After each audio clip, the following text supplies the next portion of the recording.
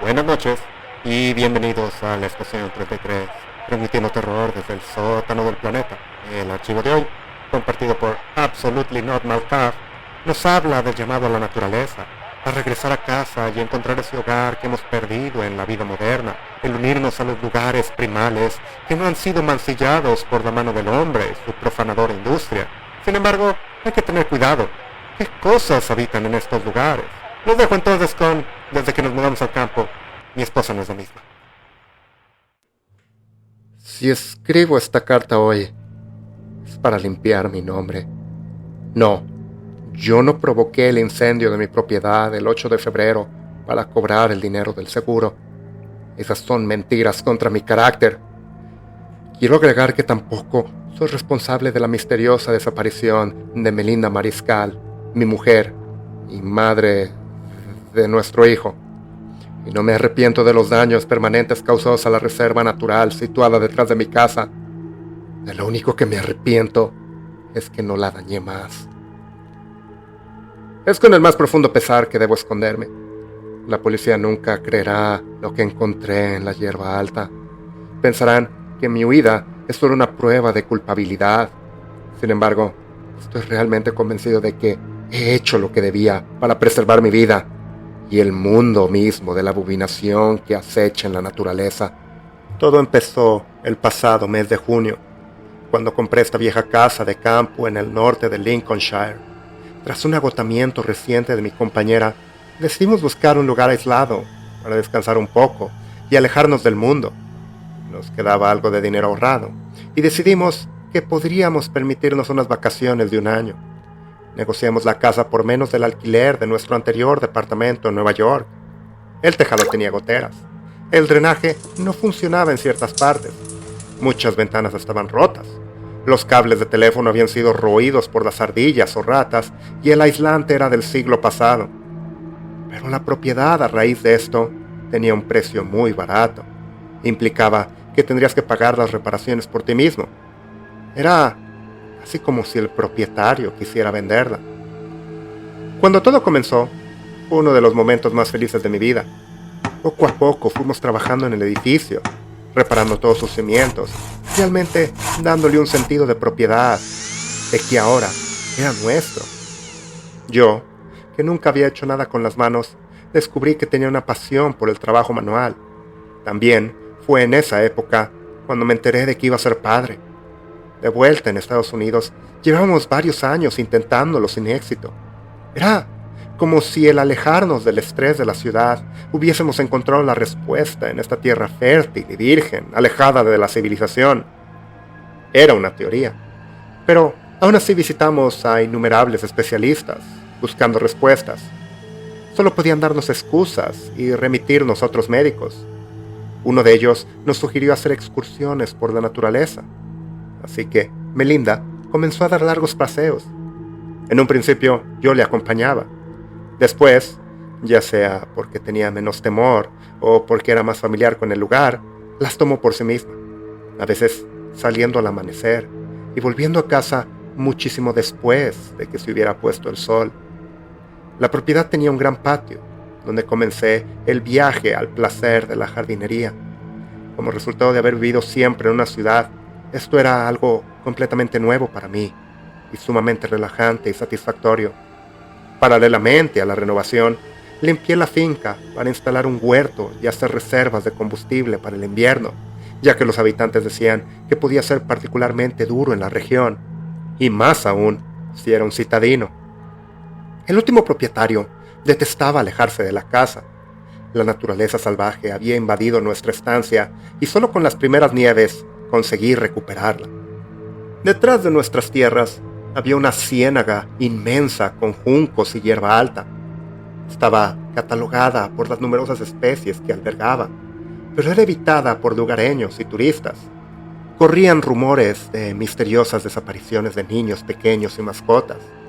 Las autoridades llegaron a la conclusión de que debían de haberse ahogado en algunas de las numerosas charcas que atraen a la vegetación. Era un terreno sumamente traicionero.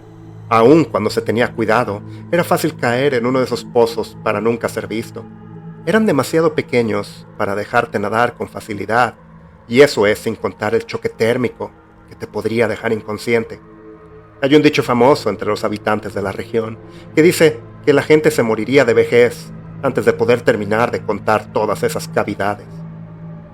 Cuando llegó el otoño, la situación empezó a degradarse tan rápido que me tomó por sorpresa. La única forma de llegar a la ciudad era un paseo de 40 minutos por un viejo sendero, pero las fuertes lluvias arrasaban el camino y a veces lo bloqueaban por completo durante días. Como consecuencia, empezamos a tomar menos y menos viajes. A medida que la espera del parto se acortaba, mi esposa descansaba cada vez más. A finales de diciembre, yo apenas hacía una visita a la semana al pueblo. Melinda permanecía casi todo el día en cama. Su embarazo no iba bien. Nuestros vecinos murmuraban sobre la maldición del pantano o algún otro invento en el que cree la gente sencilla de la región. Con el paso del tiempo, Melinda me insistió que viajara menos al pueblo y me quedase más tiempo a su lado. Así que, el 18 de diciembre, empaqueté comida suficiente para el invierno y dejé de salir de casa. Fue durante este periodo cuando empezaron los sonidos, o por lo menos cuando comencé a darme cuenta de ellos. Al principio, no fue nada más que un débil aullido lejano, solo en la oscuridad de la noche. Sin embargo, poco a poco comencé a oírlo cada vez con más frecuencia. Pronto, incluso, mientras el débil sol británico brillaba sobre el pantano. El ruido era una especie retorcida de llamada de apareamiento, una evocación de la época anterior en la que la humanidad dominara el mundo. Una era salvaje en que las monstruosidades primarias cazaban a los primeros humanos al caer la noche. El sonido despertó en mí este miedo ancestral. El último habitante de la casa había abandonado un viejo rifle en el ático. Lo reparé y empecé a practicar mi puntería con él cada vez que tenía oportunidad. En un mes pude apuntar a una lata a 30 metros de distancia. El arma nunca se separó de mí desde que los aullidos se convirtieron en un gemido continuo. No fue el único afectado por la llamada del pantano. Mi esposa, ya perturbada por el embarazo, gritaba ahora, imitando este canto inquietante. Intentaba salir para detenerlo, de alguna manera que ella nunca pudo explicar. Tuve que cerrar las puertas y guardarme la llave en el cuello después de que una noche encontré a Melinda medio desnuda en el jardín marchando hacia el pantano. A partir de la última semana de enero, lo que en un inicio había sido un sueño hecho realidad se convirtió en una terrible pesadilla. La mayor parte del tiempo no dormía. Pasaba el tiempo despierto, ansioso, aterrado por lo que vendría después. Sinceramente, me gustaría poder decir que lo que ocurrió a continuación fue una alucinación, que la falta del sueño, el aislamiento, el cansancio y la histeria que estaba experimentando perturbaron mi mente, que la retorcieron al grado que mi sanidad comenzó a fragmentarse. Desgraciadamente, les aseguro que estaba en mi plena capacidad mental en esa horrible noche. En algún momento debí quedarme dormido, porque cuando me desperté no había ni un solo rastro de Melinda en la cama. En un acto de reflejo, puso mi mano alrededor de mi cuello buscando la llave. No estaba ahí. Sin perder ni un momento, agarré mi rifle y bajé corriendo hacia las escaleras hasta la puerta. Estaba abierta de par en par. Las huellas en la nieve conducían al pantano. La luna estaba llena y podía ver tan claramente como si hubiese luz del día. Corrí tan rápido como pude hasta que oí un grito procedente de la casa. Me quedé helado de horror al darme cuenta de que las huellas no procedían del edificio, sino del pantano. Otro grito, mucho más aterrador, rompió mi parálisis. Melinda entraba en el trabajo de parto y estaba con Dios sabe qué monstruo. Ella me necesitaba. Seguí el grito hasta el tejado. El rastro del barro del umbral que llevaba el mismo camino no hizo nada más que acelerar mis pasos. No se podía ver casi nada en el ático debido a la oscuridad. Se habían bloqueado todas las ventanas y solo un pequeño rayo de luz lunar se filtraba a través del pesado entablado. Sospecho que la oscuridad es lo único que me permite mantener la cordura y no descender a la locura. Vi dos formas en el fondo de la habitación. Una era lo que pude reconocer como mi esposa, que gritaba mientras daba luz. La otra La otra, Dios bendito, no sé qué demonios era.